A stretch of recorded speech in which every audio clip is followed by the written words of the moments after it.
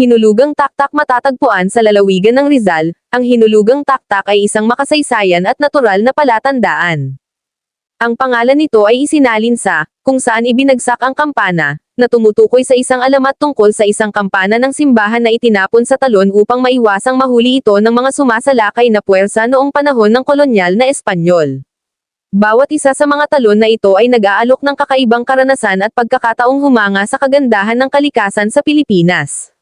Ang Hinulugang Taktak Falls ay isang makabuluhang natural at makasaysayang palatandaan na matatagpuan sa lungsod ng Antipolo, lalawigan ng Rizal, Pilipinas.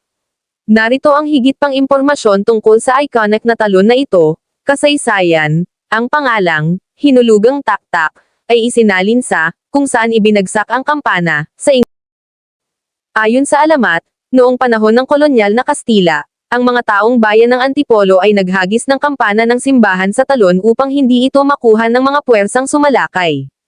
Ang alamat na ito ay nagbunga ng pangalan ng talon. Likas na kagandahan, ang Hinulugang Taktak ay isang kaakit-akit na talon na makikita sa gitna ng luntiang halaman. Ang talon ay umaagos pababa ng humigit kumulang 21 metro, 69 na talampakan, sa isang mababaw na catch basin, na lumilikha ng isang tahimik at magandang kapaligiran.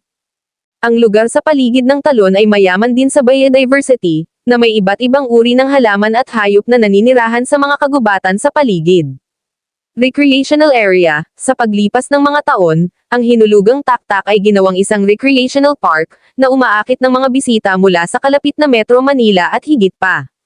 Nagtatampok ang parke ng mga amenity tulad ng mga picnic area, cottage, at swimming pool, na nagbibigay daan sa mga bisita na makapagpahinga at tamasahin ang natural na kapaligiran.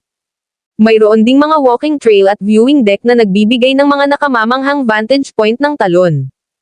Kahalagahan ng kultura, bilang karagdagan sa likas na kagandahan nito, ang Hinulugang Taktak ay nagtataglay ng kahalagahang pangkultura para sa mga mamamayan ng Antipolo.